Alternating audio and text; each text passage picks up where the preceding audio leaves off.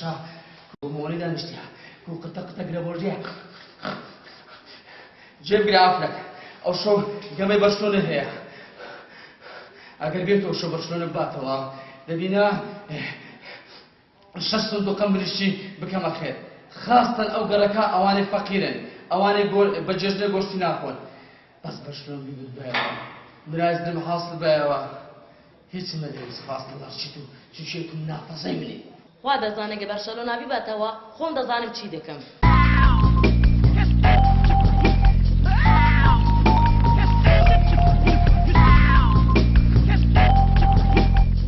غير الصك بخوا ولد اوستك تيوا برشلونة دبي او شو برشلونة الا هباتو لر شتو تيجيشتي شتو منافسه مني اتو زدي من دجليوا زانيت يا ها ولا بيمري بزانم تو چی دەکەی ها دەچمە ماڵی بابم خۆنانێک هەیە بخۆم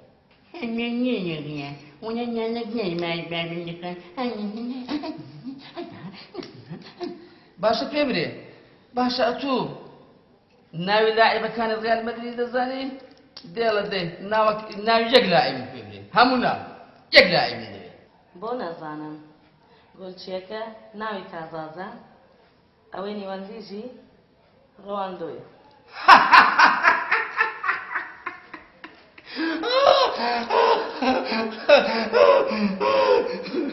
والله تر الزاني تر ناوي لاعب كان ريال مدريد الزاني بابا كاسياس قوزيكا دوامينيش رونالدو كاجي لهيلي ناوندا رونالدو لهيلي هيرش بدن يعني هجوم قوي دقا ولا بزانو رياضي ئەو جە چییە؟ من ڕیالەم خۆش دەوێت سیێوە لەوە ناکەی هەی ڕیال مەدرید سەرت بخوا لە باشە دەی ئەمن وا دەڕۆم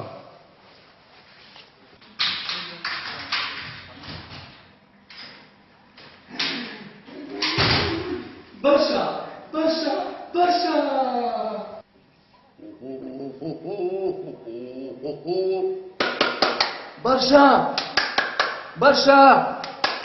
برشا او شو هر دبينوا درم افراد هسه حياتم هندشتي حاضر كا شربتي حاضر بك قول بالروج حاضر بك ميوزات حاضر بك هندينما جمي برشلونه دس بك هر دبينوا برشا العسود لا يسود برشلونه دباتوا ان شاء الله والله هیچ حاضر ناکەم حەتا ڕیال نەباتەوە هەر ئازایە قاپک لە بڕۆژە چین و بخۆتەوە هەر سەر بەمدا ئەوها دەکە پێسەد نارندێ هەدۆ گلە بڕۆژێ دەخۆ والله بەنامەت بشی تاری کافتن ئاخیرە سەر بخوا نارمێدە مەخودە على كل اللي فاس كل شيء كم يقول ده طبعا بالش ده قلنا ها ايه القرآن ده تسبيك ليه ها هر دبينوا شيء طبر تندق وزمه ها داي هجومه داي ميسي وي ما قربان هاي وتسبوا هو فاول والله إذا زي حكم أتو لبوان دري لبو ريال مدريد دري ها هو ده السبيكر ده داي ميسي بقربان ميسي وي بابا يدو سي شو داير في الماتش داي جول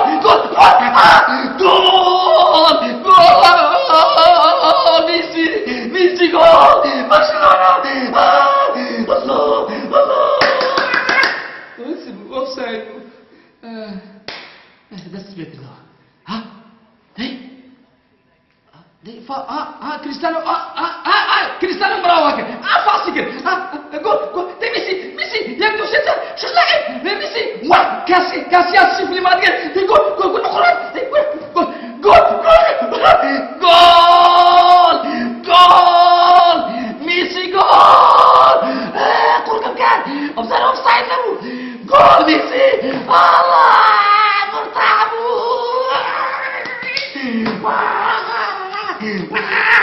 جول برشا جول تيتا ناخذ مصطفى كبير والله برشلونة باتەوە من ئەو ماڵا دانانێش باشا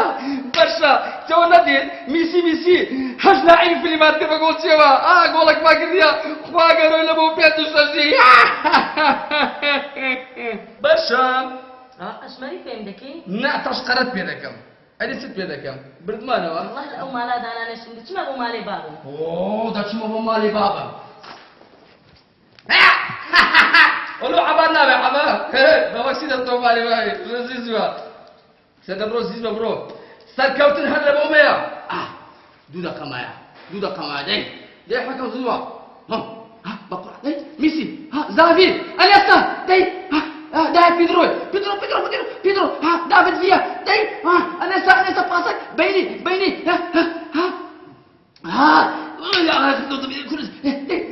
بقرا فيا بيدا بيدرو انا باسك شنو ميسي ميسي جول بقرا جول الله ها حكم سافر لنا كوتايها برشلونه دودارة باليوم ليدا او دا شوبه مرتاحين له سيدا برو زيز نابي ولا كده هاش تامرد بالشي برو بيعبا له زيز بو زبابي قورم بكما فيلم خوش مرتاح بوم برشا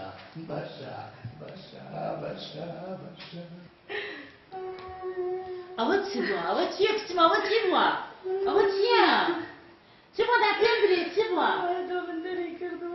لو درتي كبيا لسه ريال برشلونة اوي كوربان دايا دي باوكا بابا تشوتا مزقفتي راو صبا باب بيتوا زانا تشيلو هديو يدكي طعملوها كرديا ثم مجدي ما هو باب داتوا مجدي السلام عليكم. عليكم السلام ست سام بخير يكسر أوتي سويدا لو هالبصن خوارا ولا تظالم تبوا واحد وافندي نافع على سلك فوتبال مزمالة شيا جيجا كي ذكر ديا مدبال اتي كسب سويدا والله بابا لسه جماهير ريال وبرشلونة مدري كردوا ريال وبرشلونة اه من أو لبيرة لزماني سلكان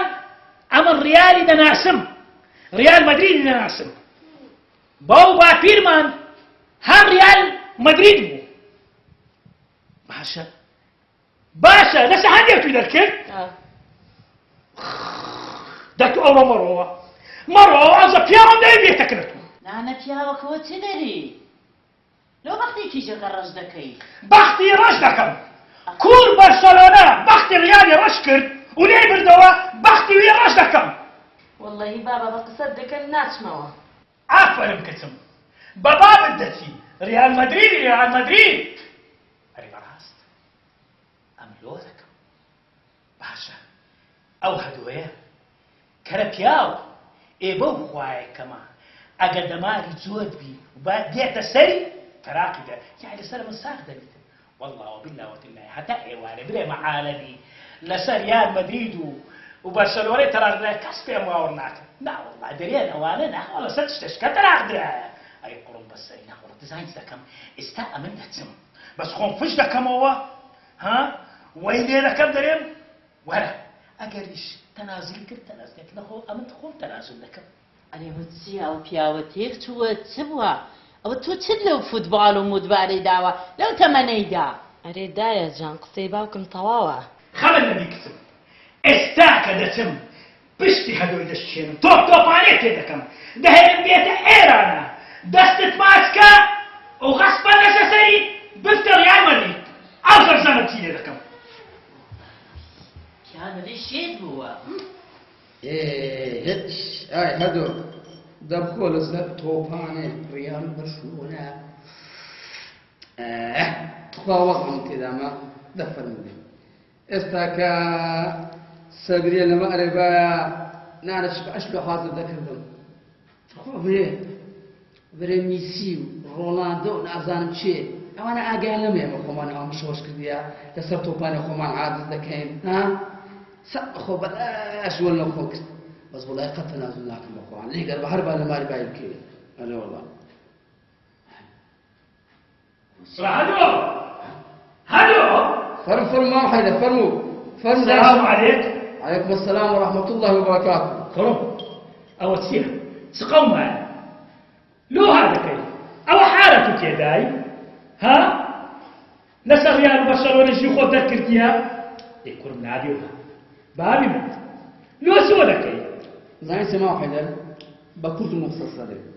إذا تقول سهات تقبل ما حيدر كاك جواز من اللحوم لما دانستما لحوم صندان وقصة قرطي عازل لكم ليه جواز من هنا مثلا أم الزور اللي تورهما لو ما نقدر قيدناك أو برك عصبي بوا أمش هاتما وسع كتير بينهم يعني مقصد شيء يعني مقصد يعني ما تقبل ولا قد الصبر يكتب كرم عيبة زوانية خوتان مكان قشمري عالمي وليش نيبو تو برايس توا أدي قبقة السنية باني والله قوم جراند كم دايما مو لو بابا لو بشرتك أم الشرط شروط بيها بريه